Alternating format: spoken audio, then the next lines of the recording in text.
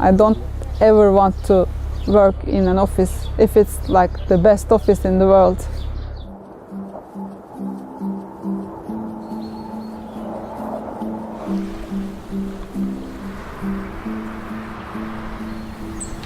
Hi, this is Ozlem. I'm from Turkey. I was born and raised in Istanbul. When I was in Istanbul, I had this very traditional life.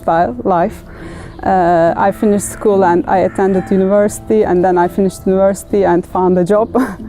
On my 10th year of working as a communications manager, I felt the need to be away from that cubicle, from that closed environment. I started writing a blog for myself about my experiences. The blog got popular even before I left work. So I was writing my own blog, and then I was helping clients to manage their social media accounts. I was a content writer.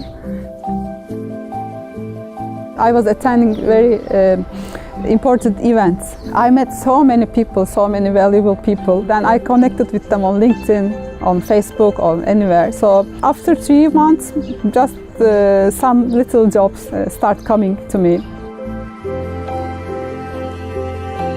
So that was it, and then it grew bigger, and then they suggested me to another client, to their friends. So I had the chance to work with the biggest companies. They didn't know where I am. Financially, of course, in the beginning it was a test period. Like, how should I work? What kind of agreements should I make? You know, I discovered some different working models. I was working full-time for a company, but I was working remotely. Second way is, to get freelancing projects, like one project at a time from different companies, and you finish that project and then you are done with that company. That's the harder one, because you work once with that company and then it's not flowing.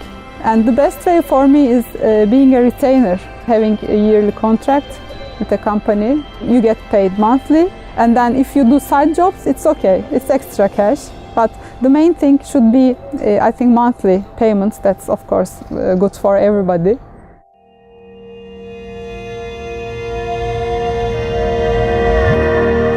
Since my daughter was very small when I started this lifestyle, she is very used to it now. She's happy about it because when I don't travel, I'm usually at home.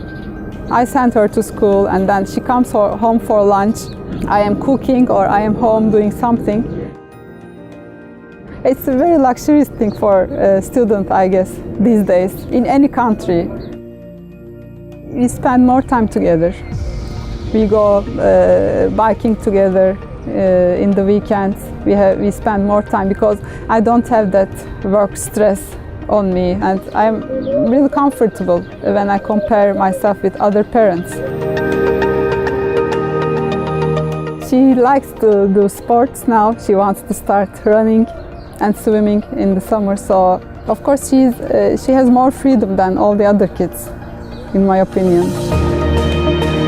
I think she's going to be a traveler. The first motivation is of course the freedom. If you don't want to travel, of course you don't have to travel. I mean, being a digital nomad is not always traveling. I mean, it's the freedom. I have a base now in Antalya, but it's very relaxing to know that you can go anytime you want.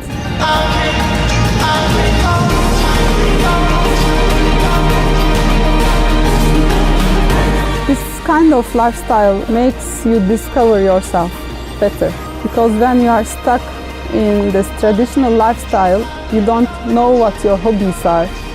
Most of the time you don't know what you really like. You try new things, you start trying new things, you start doing some sports. For example, I was running half an hour a day or something, and then last year I discovered that I could run more. I wanted to run more, and I am preparing for a marathon now.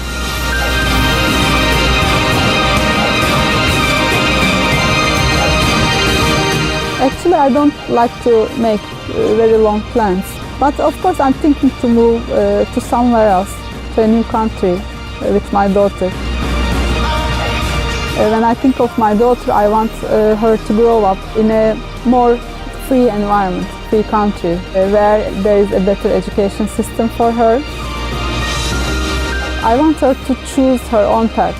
I want her to be free to choose. What I learned is that you do not fight with yourself. You do not fight with the situation.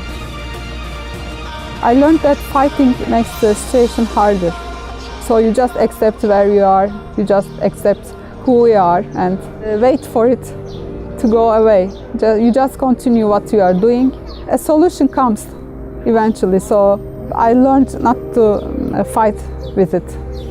I just accept it and then move on.